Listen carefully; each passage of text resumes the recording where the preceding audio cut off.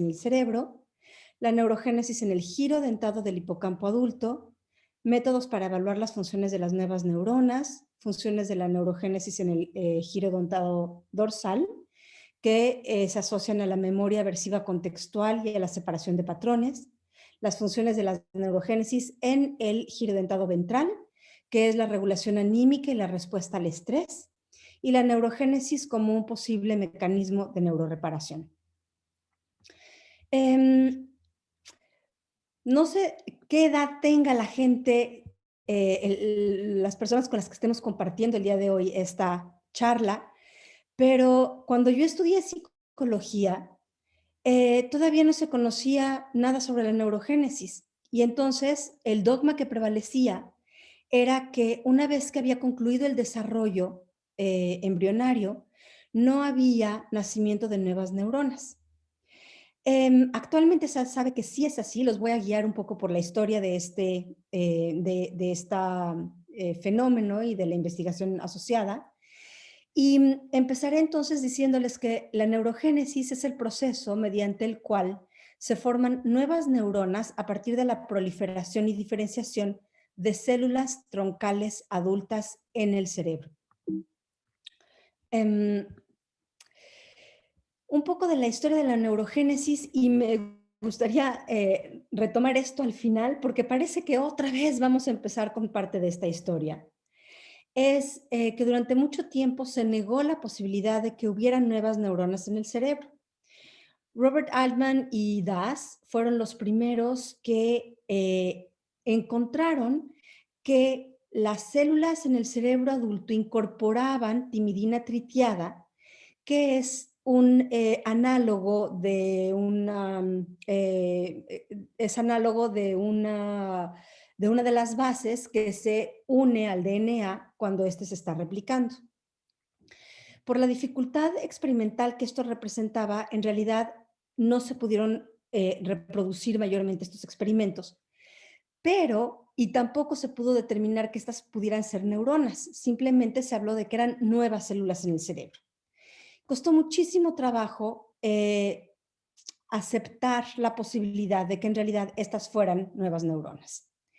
Actualmente, y los voy a guiar un poco también sobre la historia en este sentido, por medio de métodos inmunistoquímicos contra otro análogo también que se llama bromodeoxiuridina y del que estaremos hablando continuamente a lo largo de la plática, se pudo determinar que en efecto las células y las neuronas en particular incorporan esta uridina que otra vez es un análogo de una de las bases que conforma el DNA y que nada más se puede pegar cuando el DNA está suficientemente abierto porque hay proliferación. Entonces, el primer mensaje que quiero dejar es que sí hay nuevas neuronas que se desarrollan en el cerebro adulto y estas se desarrollan exclusivamente como células granulares glutamatérgicas. Hay dos nichos o dos regiones específicas del cerebro en donde esto ocurre, no ocurre por todos lados. Y vamos a ver cuáles son estas regiones. Una de ellas, que es de particular interés para los psicólogos y para todos los médicos también que se dedican a conducta, es el hipocampo. El hipocampo es una estructura que está ontogenéticamente y filogenéticamente conservada. Filogenéticamente, perdón, porque la podemos encontrar en animales como la rata, en algunos primates, bueno, en los primates, perdón, y en los humanos. Y se encuentra en la región subcortical, o es una estructura subcortical. El hipocampo, nada más para que se acuerden un poco de sus clases de anatomía, es, como les menciono, una estructura subcortical, y si ustedes la ven, que es lo que está marcado en rojo, hay un área más dorsal y un área más ventral, es decir, un área más pegada a la corteza y un área más alejada de la misma. Y esto es importante porque cada una de estas regiones tiene funciones particulares, de las cuales vamos a estar hablando. Si nosotros vemos el giro dentado del roedor, que es uno de los modelos experimentales que más utilizamos para poder estudiar la neurogénesis y lo vemos, por ejemplo, desde un plano dorsal, es decir, un plano como si estuviéramos viéndolo desde el aire, podemos ver a nuestra en este esquema que les estoy señalando aquí, podemos ver como el tejido propiamente dicho y en amarillo podemos ver la ejemplificación de dónde se encuentra el hipocampo. Esta sería ya una representación bilateral y como les mencionaba, la estructura da una forma como de, bueno, de caballo de mar, de hecho, por eso le llaman hipocampo, o de plátano de alguna manera porque hace una vuelta. Entonces, esto es a lo que le llamamos la zona dorsal y esto de abajo es a lo que le llamamos la zona ventral. Y a lo largo de la plática ustedes van a estar viendo de forma constante una región, esta región, que corresponde a un corte coronal de un cerebro de rata. Y en esta zona que enmarqué en azul es donde se encuentra el giro dentado, que es donde ocurre el proceso neurogénico. Si nosotros vemos, déjenme tratar de quitar esto de acá, ahí está. Si nosotros vemos secciones histológicas de estas regiones, podemos ver, por ejemplo, en las primeras dos columnas, el giro dentado dorsal, que sería esto de aquí que les estoy enseñando, y esto correspondería si nosotros empezáramos a cortar el cerebro a esta altura. Y en las últimas dos columnas podrían ver el hipocampo ventral, que lo podemos localizar en la parte más posterior del cerebro, por lo menos en el roedor. Como dice aquí, o como les menciono aquí, la parte dorsal del giro dentado se ha asociado específicamente a memoria espacial y la neurogénesis en esta región también parece modular de forma importante algunas funciones de memoria espacial, mientras que en el giro dentado ventral se regulan de forma más particular algunas funciones asociadas, por ejemplo, a ansiedad y estrés. Les mencionaba en un principio que hay dos nichos neurogénicos. Y esto es nada más como para darles un panorama más grande, porque como les comentaba, para nosotros como psicólogos, el área que puede resultar de más interés es el hipocampo, pero no los quiero dejar irse sin que sepan cuál es la otra región. Entonces, una de estas regiones es la zona subventricular de los ventrículos laterales, donde en el humano, en el desarrollo, en los primeros años, también hay neurogénesis. Y lo que les muestro aquí es una ejemplificación, un esquema de las nuevas neuronas y cómo se generan en las paredes de los ventrículos laterales y migran hacia el bulbo olfatorio. Migran hacia el bulbo. En Congreso Perdón, ¿pueden apagar los micrófonos? Gracias. Migran hacia el bulbo olfatorio, donde se integran como células granulares y participan de forma importante en la memoria de olores en los roedores. Los humanos no tenemos bulbo olfatorio y tampoco tenemos neurogénesis, y esto ya está probado, tampoco tenemos neurogénesis durante la etapa adulta en los ventrículos laterales que pudieran migrar hacia ninguna región. Sin embargo, en estas dos estructuras o estos dos cortes que les muestro aquí ejemplificados representan el hipocampo, del que ya les hablé durante las primeras diapositivas, y en ella vemos a la zona subranular del giro dentado, en donde sí ocurre de forma muy clara la neurogénesis, y actualmente estamos en un nuevo debate, como ya lo comentaremos más adelante, sobre este proceso en el humano adulto. Sin embargo, está perfectamente comprobado que esto ocurre no solamente en roedores, sino también en otras estructuras homólogas, digamos, en reptiles, en algunas aves, hasta en peces. Entonces, parece ser un fenómeno plástico conservado, como les decía en un principio, a lo largo de la filogenia.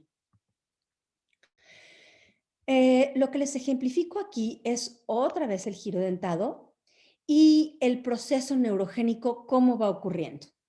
Como les mencionaba en un principio, este proceso inicia porque las células troncales que hay en el cerebro no son células madre, cuidado, porque no son totipotenciales. Son células troncales porque son pluripotenciales. Pueden dar lugar in vivo a al menos dos tipos de célula, astrocitos y glía. Se sabe que in vitro puede dar lugar a oligodendrocitos, pero eso no ocurre in vivo. Entonces, las células troncales también se definen preferentemente como células gliales radiales, que son las que les presento aquí en esta primera etapa. Y estas células tienen la capacidad de autorrenovarse o bien de diferenciarse y entonces pasar a una segunda etapa en donde son progenitores neurales, les llamamos, que también se pueden autorrenovar o bien dar lugar a otra célula más diferenciada, que es el neuroblasto, y la cual ya representa la última fase de posible autorrenovación antes de que estas células se puedan convertir en neuronas inmaduras después de 15, 24 días de su nacimiento, y estas neuronas empiezan a madurar de forma que envían su dendrita apical hacia la capa molecular y finalmente continúan su maduración todavía hasta unos 60 días después de haber nacido. Este proceso, como pueden ustedes ver en la parte de abajo, tiene diferentes etapas. Está la etapa de la proliferación, la etapa de migración, es decir, inicia en lo que se llama la zona subgranular, como ya lo hemos estado platicando, y van migrando hacia adentro de la capa granular mientras se van integrando al circuito sináptico.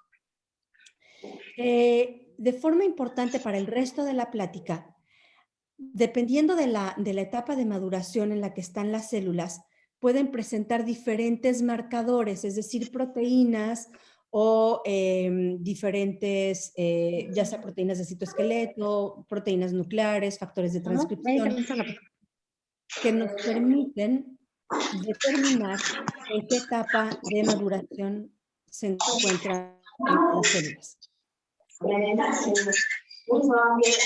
Perdón, ¿podemos apagar los micrófonos?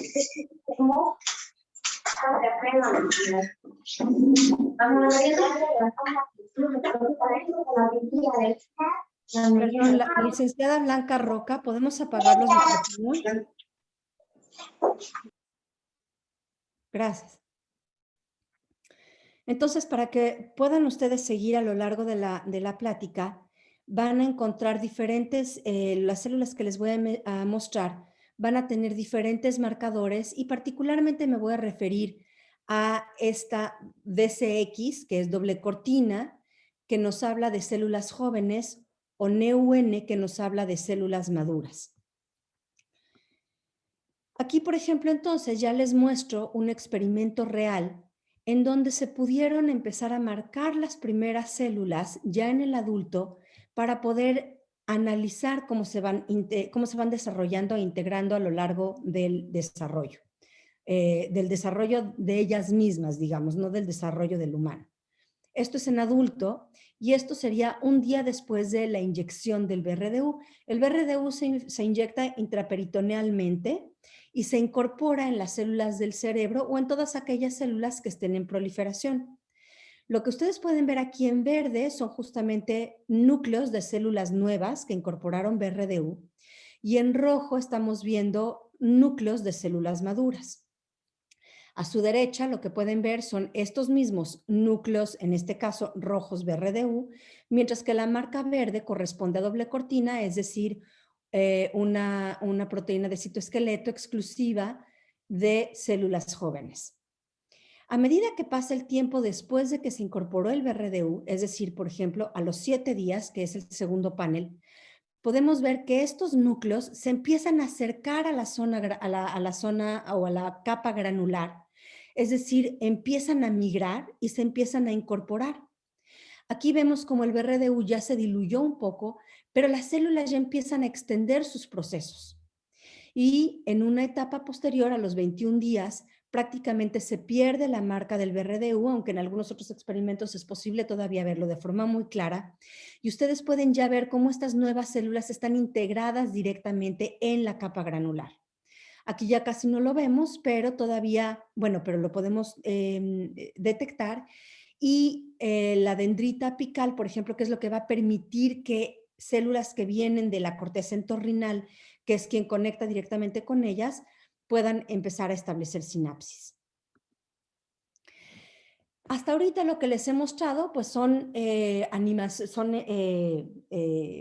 esquemas o foto fija, y les quiero enseñar un experimento bastante reciente del 2018, en donde utilizando una microscopía de 2 fotones, se puede hacer microscopía dentro del cerebro, se llama nanoscopía, es nanoscopía dentro del cerebro, y lo que pudieron hacer los autores fue evaluar cómo ocurre el proceso de proliferación. Entonces, marcaron células, ay,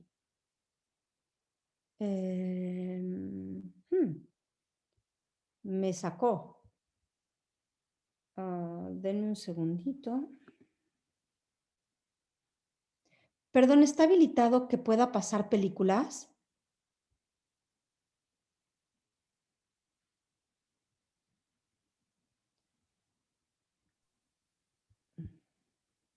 ¿Va a pasar algún video? Sí, varios. Del compartimiento de la pantalla, usted tiene que habilitar el video ahí. Sí, aquí estoy ya estoy compartiendo, ¿verdad? Ok, Exacto. y luego estaba yo acá. Y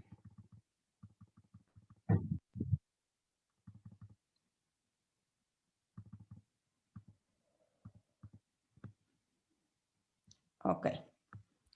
A ver, espero que no me bote esta vez. Ahí está. Entonces, lo que ustedes van a ver son células que los autores marcaron con virus, con partículas virales, y esto es a los 2 días después de haber marcado a las células. Estas 2 células que ustedes ven en negro son las células troncales, y ustedes pueden ver cómo poco a poco empiezan a dar lugar a nuevas células, y estas empiezan a ramificar y empiezan a generar un pool o un grupo o una cohorte muy importante de células nuevas. Probablemente estuvo un poco rápido, se los vuelvo a pasar. Y así es como ya pudimos ver realmente hace un par de años que las células troncales dan lugar a progenie idéntica en algunos de los casos, y en algunos otros casos esta progenie ya empieza a madurar, de forma que ustedes pueden ver aquí las dendritas y los árboles que empiezan a formar. Entonces, el proceso no es tan estático como lo han estado viendo a lo largo de la presentación. Al final de cuentas, esto es lo que probablemente está ocurriendo de forma continua en un cerebro de ratón, por ejemplo, o de rata, en donde podemos ver células troncales conviviendo justamente con su progenie, y que esta progenie ya empieza a madurar, a enviar sus dendritas a la zona molecular, que sería para acá arriba. Y entonces podemos detectar a nivel del laboratorio las células en las diferentes fases de maduración, y con ello entonces nosotros podemos determinar qué fase es importante para qué cosa. ¿Cómo hacemos eso? Pues necesitamos al menos 2 herramientas. Una que nos permita deshacernos de las nuevas neuronas, y otra que nos permita, por ejemplo, activarlas o silenciarlas, de forma que podamos nosotros ver cómo influye esto en el desarrollo de la estructura y cómo influye en la conducta. Aquí lo que les muestro es un ejemplo de un animal transgénico al que se le induce durante la etapa adulta la eliminación de las nuevas neuronas.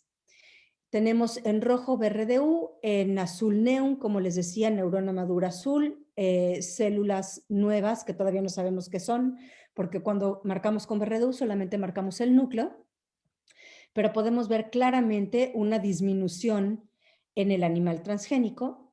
También vemos a la par una disminución en el número de células doble cortina positivas, lo cual indica que no hay neurogénesis. Y este es otro ejemplo de otros dos marcadores de BRDU con otro marcador que normalmente también se asocia a célula joven. Sin embargo, también podemos activar a las células por medio de una nueva técnica que se llama optogenética y también las podemos silenciar. Y esto también nos ayuda a nosotros a determinar en qué medida es importante para que funcionen las neuronas. Lo que les voy a presentar entonces es un ejemplo de optogenética en donde a los ratones se les inyectan unas proteínas que se expresan específicamente en algunas células del cerebro, está tagueado. Aquí ustedes ven que hay una luz prendida, una luz azul, y en ese momento el animal se dejó de mover. Lo que hace esa luz azul es inhibir a las células del movimiento, por ejemplo, y entonces el animal se deja de mover exclusivamente porque está recibiendo la luz y entonces esas células se están, en este caso particular, inhibiendo. Y entonces no hay movimiento alguno. Sin embargo, también lo que podríamos estar haciendo es activar células con esta misma técnica, dependiendo de la molécula que nosotros pongamos. Esas son entonces dos de las metodologías más actuales que permiten el estudio de la neurogénesis. Ahora, en términos conductuales, ¿qué es lo que utilizamos para poder empezar a unir el rompecabezas? Hace mucho tiempo ya, no me acuerdo, por los 80s, Richard Morris diseñó el llamado laberinto acuático de Morris o Morris Water Maze, muchos de ustedes deben estar familiarizados con él, que ayuda a evaluar memoria espacial. De lo que trata esta tarea es de introducir a una rata o a un ratón a un laberinto acuático, es como una alberca que puede caber dentro de un laboratorio, está llena de agua y hay una plataforma de acrílico transparente en alguno de los cuadrantes, cuadrante 1, 2, 3 y 4. Y entonces al animal lo meten desde diferentes puntos y el animal recorre todo el laberinto y como no le es grato estar en el agua, en cuanto encuentra la posición para salvarse, se sube a la plataforma y recuerda en realidad que ese es un espacio de salvación. Lo que les muestro en este primer panel a la izquierda es la fase de aprendizaje, es una traza óptica, y el animal está buscando dónde está la plataforma. Una vez que el animal aprende, en un experimento de memoria, el animal sale del área donde lo pone el experimentador e prácticamente inmediatamente llega a la plataforma. De esta manera, entonces, nosotros podemos determinar que el animal memorizó o recuerda dónde está, tiene una buena memoria espacial y recuerda dónde está el área para salvarse. ¿Qué sabemos entonces de la participación de las nuevas neuronas en este tipo de memoria que está codificada o que depende en gran medida del hipocampo? Pues lo que sabemos es que cuando hay una neurogénesis adecuada, entonces el animal utiliza lo que se llama una estrategia alocéntrica, en donde toma en consideración todos los elementos que están rodeando a la piscina y puede tener diferentes estrategias de llegada, que se los muestro aquí en el recuadro verde. Y aquí en C lo que les muestro es cómo va aprendiendo el animal a hacerlo. En una primera sesión tiene recorrido o una primera sesión de memoria, tiene un recorrido que le permite llegar después de dar un par de vueltitas, pero poco a poco tiene estrategias mucho más dirigidas. Si nosotros le cambiamos la plataforma de lugar, es decir, estamos analizando su flexibilidad, entonces el animal inicialmente sale del recorrido, busca donde inicialmente estaba la plataforma, no la encuentra y entonces continúa su recorrido y la encuentra. Eventualmente y a lo largo de las sesiones la encuentra mucho más rápido. ¿Qué pasa cuando no hay neurogénesis? En ese caso, entonces, los animales utilizan estrategias de tipo egocéntrico, es decir, basado en sí mismo, en su cuerpo, en vez de utilizar los elementos que hay alrededor. En ese caso, como ustedes pueden ver, las estrategias de nado son muy diferentes y las estrategias de memoria también son muy diferentes. El animal sale y da muchas vueltas antes de poder llegar a la plataforma, lo cual significa que tiene la memoria reducida. Y si nosotros le cambiamos la plataforma de lugar, entonces lo que observamos es que hay perseverancia. Es decir, el animal continúa tratando de encontrar o de buscar la plataforma en donde estaba y le cuesta muchas más sesiones llegar de forma directa al nuevo lugar. Con esto entonces nosotros nos hemos podido dar cuenta de que las nuevas neuronas son importantes para funciones de flexibilidad cognitiva. En términos, por ejemplo, de la memoria a corto y a largo plazo, lo que también hemos podido ver es que no me voy a detener demasiado para no cansarlos, pero lo que les quiero mostrar es en el panel de en medio, les quiero mostrar cómo se comportan los animales wild type en azul y los transgénicos en rojo en términos del aprendizaje. Y en términos del aprendizaje, del día 1 al día 8, recorren más o menos de la misma manera el laberinto y la distancia también es más o menos parecida.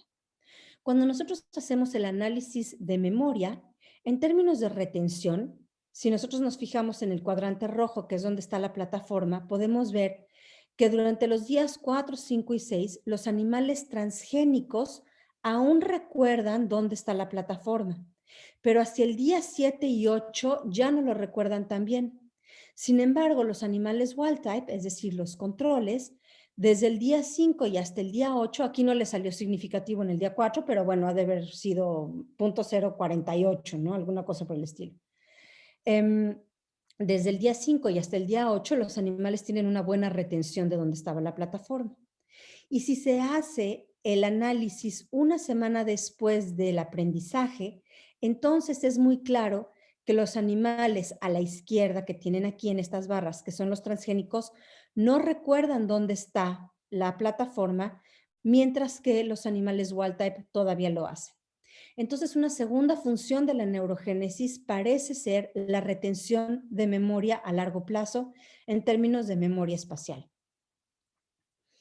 Otra de las funciones de la neurogénesis está asociada con la memoria aversiva contextual y como les voy a hablar de varios experimentos asociados a ello, quiero hacer énfasis en qué consiste esta tarea. Lo que nosotros hacemos es introducir al animal en una caja de acrílico que está sellada y en la parte de abajo, no sé si alcanzan a ver, el piso es de rodillos de metal por el que pasa un choque eléctrico que no es dañino, pero sí es aversivo para los animales.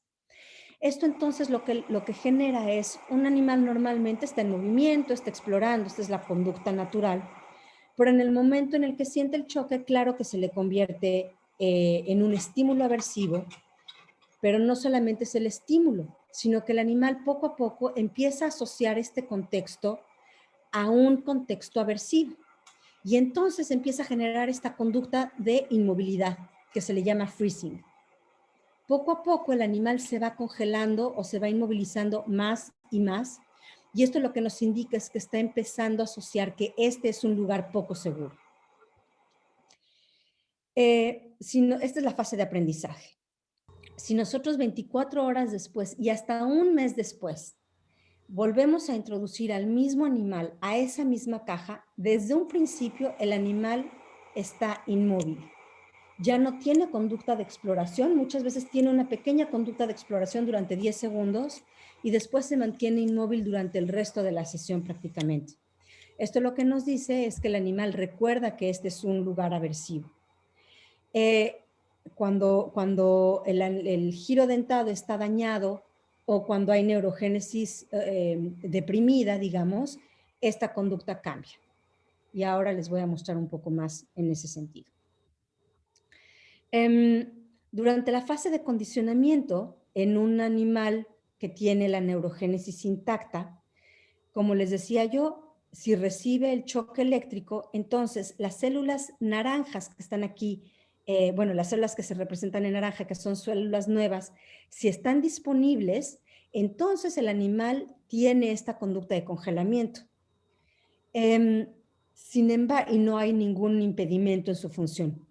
Sin embargo, si nosotros hacemos ya sea un silenciamiento optogenético, como les mencionaba, o una delesión de las nuevas neuronas por medio de un transgen, como también les mostraba, entonces el animal, después de sufrir el condicionamiento o de tener la fase de aprendizaje, no recuerda que este es un lugar inseguro.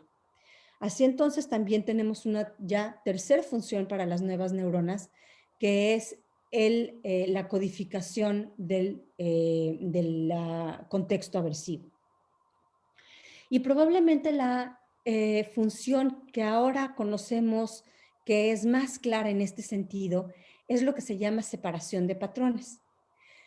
Si ustedes se fijan, estos dos, si fueran escenarios reales, pues se parecen mucho. Cuando hay neurogénesis intacta, marcada aquí con las bolitas verdes, como si fueran nuevas células, entonces el animal tiene la oportunidad de determinar que estos dos escenarios son diferentes. Pero cuando no hay, el animal no reconoce que este escenario no es idéntico al otro. Los mecanismos que se hipotetizan que hacen que la neurogénesis influya en la separación de patrones es el siguiente.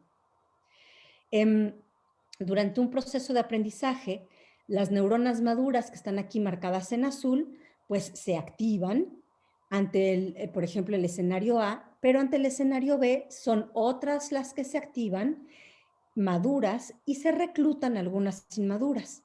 Sin embargo, en ausencia de neurogénesis, entonces se reclutan más células maduras, tanto para la detección de un escenario como del otro, y entonces, al ser probablemente los mismos grupos o mismos engramas los que se están activando, hay una interferencia incrementada con respecto al recuerdo.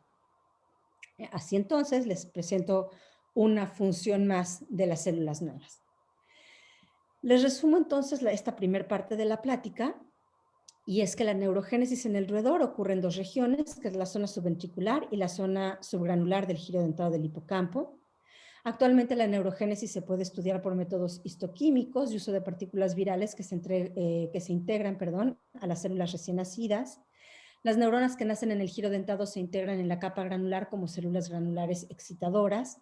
No les platiqué de la sobrevivencia, pero por si a alguien le parece interesante el dato, aproximadamente 3% de las nuevas neuronas que nacen sobreviven y se integran. El resto muere por apoptosis durante los primeros 3 días después de haber nacido. El proceso que inicia con el nacimiento de las células, desde el nacimiento, hasta su maduración e integración sináptica, toma entre 4 y 6 semanas en el hipocampo dorsal. En el hipocampo ventral es un poco diferente. Y la neurogénesis en el hipocampo dorsal modula funciones de memoria aversiva contextual, al menos, y de separación de patrones. Ahora, hasta ahora hemos hablado del hipocampo dorsal, y el hipocampo ventral también es muy importante, y para nosotros como psicólogos, como les decía, más todavía, porque modula los estados de ánimo y la ansiedad. El hipocampo en realidad, y particularmente la zona ventral del hipocampo, está conectada con diferentes regiones, la corteza prefrontal, núcleo accumbens, basolateral, corteza entorrinal, una serie de estructuras que al final de cuentas coordinan el eje hipotálamo pituitario adrenal, de donde se modula la respuesta de estrés con los glucocorticoides como uno de los principales moléculas que modulan esta función del estrés. Entonces, lo que se ha encontrado para aquellos que estén interesados en depresión, por ejemplo, y en modulación anímica, es lo siguiente. Les presento a la izquierda 4 paneles. El primero es un animal es un animal vehículo al que se le inyectó alguna solución vehículo o se le dio vehículo. A su derecha es un animal al que se le dio fluoxetina, que es uno de los antidepresivos y ansiolíticos más utilizados actualmente. En el panel de abajo a la izquierda ven cortisol más vehículo y entonces lo que ustedes pueden ver es una disminución importante de células doble cortina positivas, mientras que si le dan cortisol más fluoxetina, el cortisol no tiene el efecto que tuvo cuando se le dio junto con vehículo y prevalece el nacimiento de nuevas neuronas o prevalece las neuronas jóvenes. Hasta ahí entonces tuvimos el primer indicio de que la neurogénesis se modulaba también farmacológicamente y en particular por fármacos antidepresivos. Posteriormente se hicieron experimentos mucho más elegantes en donde se pudo demostrar lo siguiente. Lo que les muestro es en morado otra vez células nuevas. En la primera columna están viendo ustedes un animal que recibió salina con vehículo. En el segundo, y pueden ver las neuronas como tienen su árbol dendrítico y están presentes. Si se les da salina y se les da un inhibidor de la excitación neuronal, entonces las células, como no están, las nuevas células, como no están recibiendo la excitación que necesitan para madurar, no maduran morfológicamente, no pueden ver aquí ustedes su árbol dendrítico, y tampoco se integran. Y ahorita vamos a ver cómo es que funcionalmente no se integran cuando les explique el panel de abajo. Sin embargo, cuando se les da fluoxetina y vehículo, bueno, por supuesto, pasa lo mismo que en el ejemplo anterior que les mostraba, pero si les damos fluoxetina y el inhibidor, entonces no rescatamos el fenotipo de las células doble cortina positivas o de las células jóvenes, lo que indica que no es la fluoxetina exclusivamente lo que está incidiendo para que ocurra el fenómeno, sino se necesita que las neuronas jóvenes estén funcionales para que la fluoxetina haga su efecto. Y esto en términos funcionales se puede ver en estas diferentes pruebas. Aquí lo que hicieron es la suspensión de cola, que normalmente un animal control, en este caso les enseño aquí los controles, tratan de liberarse. Entonces hay mucha inmovilidad, dice aquí, movilidad. Bueno, los animales tratan de liberarse. En tanto que cuando a las células se les ha deprimido o se les ha evitado que se puedan excitar, entonces los animales ya no buscan liberarse, están en un estado letárgico. Si nosotros hacemos la prueba del campo abierto, lo que podemos ver también es que en términos de la distancia al centro, que significa que los animales, cuando los animales están ansiosos, siempre prefieren quedarse en la periferia. Los animales que recibieron la fluoxetina, pero cuyas neuronas no pudieron madurar, se mantienen muy distantes del centro, lo cual implica que mantienen un fenotipo ansioso. Y esto no está dado por un problema de movimiento, como lo indica la última gráfica. Probablemente les tenía que haber enseñado esta previamente, pero esto es en lo que consiste el campo abierto. Es una arena en este caso oscura, la tenemos iluminada con una luz roja porque todo se hace en ciclo-obscuridad, luz-obscuridad controlado. Y entonces los animales, como una conducta natural, suelen explorar toda la arena o toda la caja. Sin embargo, los animales ansiosos, como les decía, prefieren quedarse exclusivamente en la periferia y los animales con una conducta normal exploran también el centro de la caja.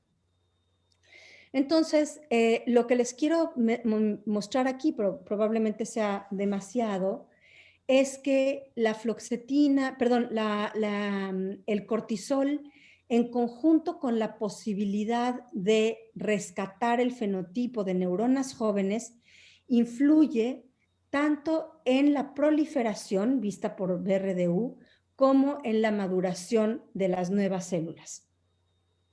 Y los animales, como les muestro aquí, en blanco es vehículo, en gris cortisol, en negro tamoxifen, que significa rescate de las células con cortisol. Lo que podemos ver es que el último grupo, que es rescate de las nuevas células, aún en presencia de cortisol, pasan más tiempo en los brazos abiertos de un laberinto de brazos abiertos, lo que habla de poca ansiedad, y también tienen mayor número de entradas a este tipo de laberinto, lo cual también sugiere menor ansiedad. De forma entonces que se requiere que las neuronas jóvenes, se requiere que haya neuronas jóvenes para que los individuos puedan contender con situaciones ansiosas. La hipótesis de que esto ocurra así la pueden ver aquí. Entonces, en presencia de neurogénesis alta o correcta, digamos, si los animales están en un contexto seguro, entonces el eje hipotalámico pituitario adrenal está funcionando correctamente, hay buenas respuestas de ansiedad y de miedo, hay una respuesta al estrés adecuada. Cuando se les presenta una situación estresante, entonces todo funciona como debe funcionar, pero de forma controlada, digamos. Y la flexibilidad les permite reencontrar este puede ser, o, ¿no? que puede ser, que puede haber un contexto seguro nuevamente, y disminuye una vez más las respuestas asociadas al miedo. En tanto que cuando hay baja neurogénesis, esto no ocurre. Las respuestas de estrés son mucho más altas, hay un mayor funcionamiento disparado, alterado de las funciones que ustedes ven aquí en rosa oscuro, y no hay flexibilidad cognitiva, de forma también que estos sistemas se mantienen alertados o se mantienen exacerbados y no permiten entonces un adecuado funcionamiento de los individuos. La neurogénesis, si bien dura, en los ratones, al menos en los roedores, dura a lo largo de la vida, sí disminuye con la edad. Como les muestro aquí, en el panel superior es un animal control a diferentes momentos de la evaluación neurogénica. Probablemente aquí habrá sido unos, no sé, 3, 5 días después de la inyección de las partículas virales, y acá en B, lo pueden ver, será unos 20 días. Si nosotros hacemos lo mismo en un cerebro envejecido, de un animal envejecido, entonces ya no encontramos neuronas, o por lo menos está muchísimo más disminuido. Esto tiene muchas implicaciones con respecto a por qué en el envejecimiento pudiera haber menor flexibilidad cognitiva, menor capacidad de respuesta anémica, bueno, de memoria, menor capacidad también de contender con las situaciones estresantes, etcétera. Y en esta última, o ya para terminar esta fase, nada más son 2 diapositivas más, también podemos ver que en presencia de serotonina, que es uno de los neurotransmisores mayormente asociados a un estado anímico adecuado, hay una proliferación correcta, como pueden ver con los núcleos rojos, y una maduración adecuada por medio del marcado de doble cortina, lo cual se ve disminuido de forma muy evidente en ausencia de serotonina, lo cual también apunta a la regulación de la neurogénesis por parte de los diferentes sistemas de neurotransmisión. Y finalmente, para esta parte, lo que les quiero hablar es de algo que tal vez no se hubieran imaginado, que es que la inflamación, aún la inflamación sistémica, es decir, la inflamación que ocurre en el cuerpo y no necesariamente hubiéramos pensado que llega al cerebro, también influye y reduce la neurogénesis en el hipocampo adulto. Esto, por supuesto, tiene también muchas implicaciones. Primera, por ejemplo, porque durante mucho tiempo se pensó que la neurogénesis, que la inflamación sistémica no llegaba al cerebro, que el cerebro era un órgano privilegiado y que la barrera hematoencefálica no permitía el paso de moléculas que pudieran ser dañinas. Actualmente se sabe que eso no es cierto. Entonces hay células particulares, aquí lo que les muestro es microglía en A, que son las células inmunocompetentes que reaccionan ante un reto, y estas células parece que tienen muchísimo, un rol muy importante en la remoción de las células que se pudieron haber generado durante un contexto inflamatorio, que es lo que les muestro en la parte más de abajo, y evitando entonces que haya neurogénesis en términos no nada más del nacimiento, sino de la sobrevivencia y de la integración de las nuevas neuronas en un sistema inflamado. No me voy a meter más en la gráfica, nada más quedémonos con esa idea. Algo importante que también como psicólogos nos puede ser de mucha utilidad es que la neurogénesis en realidad, aun cuando esté disminuida en todos estos casos en los que les mencioné, también podemos modularla a la alta, también podemos rescatarla por medio de al menos dos estrategias que actualmente tenemos conocidas, que es el ejercicio y el enriquecimiento ambiental. Lo que les muestro en el panel superior es un aislamiento social con una neurogénesis ni siquiera basal, por supuesto disminuida, pero si a esos animales que estuvieron aislados se les pone a correr en una de estas rueditas que pueden ver aquí, hay un aumento muy considerable de la proliferación. Y si estos animales se meten a un ambiente enriquecido, entonces hay no solamente, bueno, hay una sobrevivencia y una maduración adecuada con una posible integración de las nuevas células. Entonces, los estímulos positivos influyen de al menos dos maneras diferentes en el proceso neurogénico, en la proliferación, o sea, nacimiento de nuevas neuronas, y en la sobrevivencia e integración de los mismos. Así que ya saben, el ejercicio y el enriquecimiento ambiental sí son muy importantes. Actualmente estamos viviendo con la pandemia y entonces el aislamiento social también puede estar influyendo de muchas maneras diferentes. No me atrevo a decir que en la neurogénesis de los humanos, por lo que discutiremos posteriormente, pero sí está influyendo de diversas formas en nuestro estado anímico y probablemente también a nivel de nuestro cerebro. Resumen entonces de la parte 2 es que las neuronas que nacen en el hipocampo ventral modulan funciones asociadas al estado de ánimo, al estrés y a la ansiedad, que la neurogénesis disminuye con la edad y con estados patológicos como la inflamación sistémica y la neuroinflamación, y que la neurogénesis puede modularse a la alta con paradigmas de ejercicio y de ambiente enriquecido. Finalmente, les quiero platicar de uno de los temas que por supuesto más llamó la atención en el momento en el que se confirmó que había neurogénesis en el cerebro, y es qué tanto las nuevas neuronas pudieran ayudar a la regeneración cerebral después de un proceso de daño. Entonces salieron muchísimos artículos al respecto.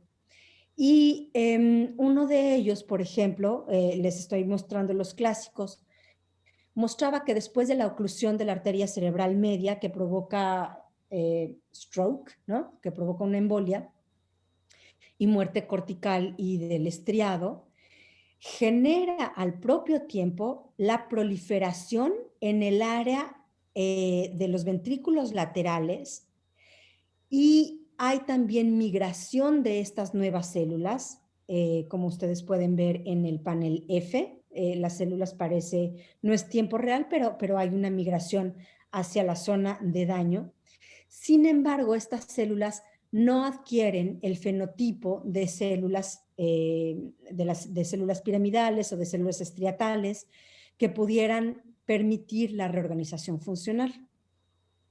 Entonces, una de las estrategias en las que pensamos en el laboratorio fue, si en algún momento llega a haber neurogénesis asociada al daño, es muy probable que las nuevas neuronas que nazcan se integren si de todas maneras van a adquirir un fenotipo determinado asociado a su propio nacimiento. Entonces, si hacemos un daño en el giro dentado, las células granulares, que son las que nacen originalmente, se podrán integrar como neuronas granulares. Y si esto no ocurre, bueno, entonces nos cuesta mucho más trabajo pensar en la reorganización con otras regiones implicadas. Lo que hicimos para ello entonces fue inyectar animales, ratas, con una dosis muy baja de ácido caínico que lo que genera, y les estoy mostrando aquí la segunda imagen, genera un daño, muerte de las células granulares, aquí marcadas con neón, que sin embargo se reorganiza a lo largo del tiempo. En el primero les enseño sham, luego les enseño 10 días poslesión, 25 días poslesión y 60 días poslesión. A partir de los 25 días poslesión, nosotros ya no observábamos una región depletada de neuronas. Esto claro que podía deberse a un proceso de cicatrización, pero también podría deberse a un proceso neurogénico.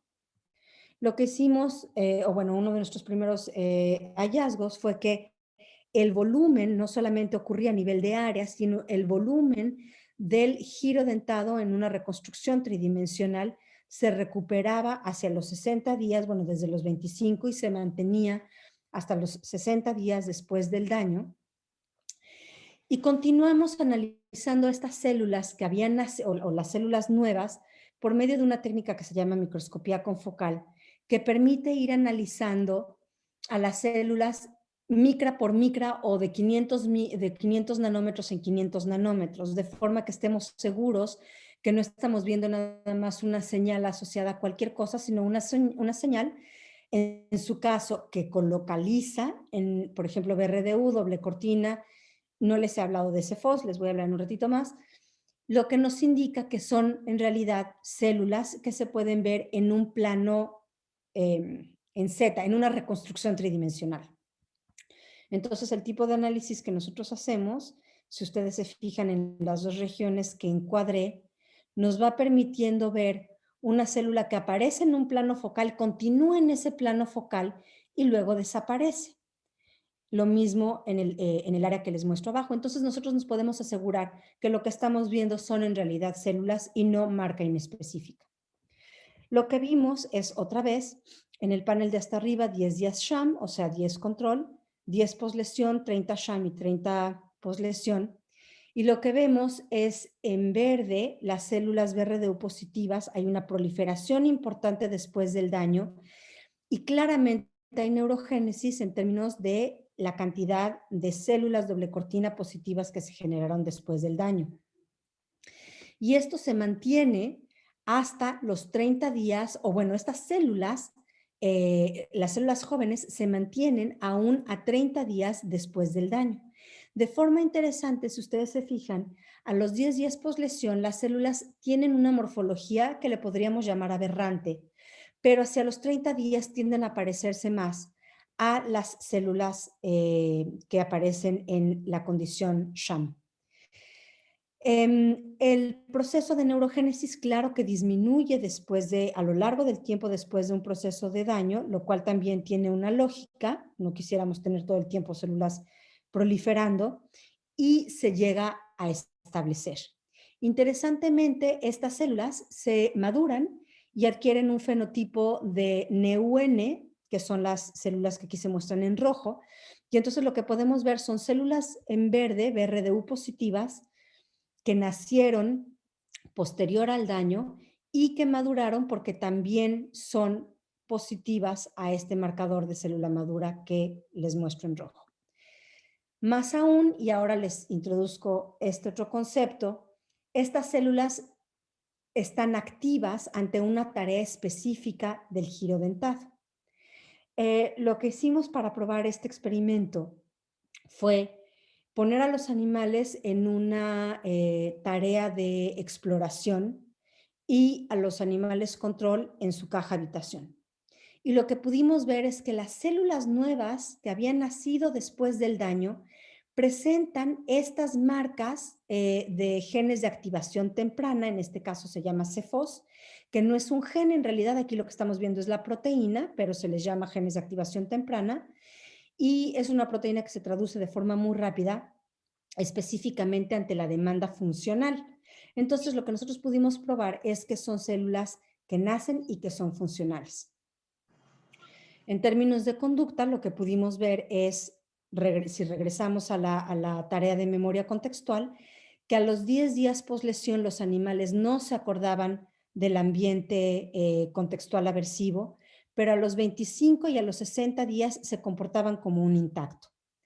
Esto no ocurrió porque no se modificó en la tarea que no depende, en una tarea que no depende del hipocampo, sino que depende de la amígdala, de forma que pudimos controlar que esta era un fenómeno asociado a lo que nosotros estábamos buscando y no un fenómeno generalizado. Finalmente, hicimos también algunos experimentos electrofisiológicos in vivo que nos indica de potenciación a largo plazo, que es como el correlato celular más claro que tenemos actualmente en neurociencias para hablar de memoria. Y lo que pudimos ver es que a los 10 días poslesión no podíamos inducir la potenciación, que es como este levantamiento de esta curvita que ustedes ven aquí. Aquí no pudimos inducir ese levantamiento. Sin embargo, a los 25 días la pudimos empezar a inducir y a los 60 días también se logra inducir la potenciación a largo plazo. De forma entonces que la reorganización es funcional en términos tanto conductuales como electrofisiológicos. Así entonces les resumo la parte 3, que es que el giro dentado se reorganiza morfológica y funcionalmente a lo largo del tiempo después de un proceso de daño, que la reorganización se acompaña de un proceso aumentado de neurogénesis, que las neuronas que nacen después del daño maduran y muestran marcas moleculares asociadas a funcionalidad, y que los marcadores funcionales se observan en regiones específicas. Ya no me metí en esa parte, pero sí que son dependientes de tarea, que es lo que les expliqué en la diapositiva anterior. Y finalmente, quiero cerrar con una pregunta que está abierta desde hace un par de años, cuando pensábamos que ya estábamos cerca de otra vez resolver el enigma de la neurogénesis en el adulto humano. Un grupo en España, el de grupo de María Llorens, descubre que a lo largo de la vida de los humanos hay todavía presencia de células jóvenes. Ella le llama neurogénesis. No podemos saber qué es neurogénesis, pero ella dice que hay células jóvenes en la región de la zona granular o de la zona subgranular, y lo pueden ver en estas imágenes de arriba. Y otro grupo muy importante, que es el de Arturo Álvarez Bulla, que es un mexicano que hace mucho tiempo vive ya en Estados Unidos, demuestra que no, que en realidad, por ejemplo, el primer panel corresponde al cerebro de un humano recién nacido, el segundo un cerebro de 13 años, de un individuo de 13 años, y este es de un individuo adulto, 30 y tantos años. Entonces, lo que dice es que en el desarrollo en el humano, en realidad, ya no hay neurogénesis. Les puse esta referencia de aquí de Moreno Jiménez del 2021 de January Science y de Sorrells de 2021 también de January Science, porque es lo que se llama una perspectiva dual, que si les interesa el tema, les recomiendo que lean, porque justamente cada uno, por supuesto, los dos perfectamente conscientes de lo que el otro está publicando, coinciden de hecho en foros, ¿no? En dando conferencias, pero nunca se confrontan. Aquí sí se confrontan. Y entonces cada uno le hace las preguntas al otro de, bueno, pero pues tú ¿por qué no lo encontraste? Entonces vale la pena que lo analicen, y ya será del tiempo otra vez ver si estamos regresando a la pregunta de los 64,000 o finalmente nos quedamos con la idea de que la neurogénesis es un fenómeno plástico que sigue siendo muy interesante, aunque nada más ocurra, por ejemplo, en algunas especies, porque nos habla de la capacidad del cerebro de reorganizarse y de modificar sus circuitos sinápticos, y que esto impacta finalmente en la conducta de los individuos. Finalmente, ya para terminar, los agradecimientos los quiero dar al Instituto de Investigaciones Biomédicas, a la gente que estuvo asociada al desarrollo de todos estos, de algunos de los experimentos que les mostré. Hasta acá abajo aparece mi hija, que me ayuda siempre a revisar que no me haya equivocado mayormente en typos y en que no tengan errores las diapositivas.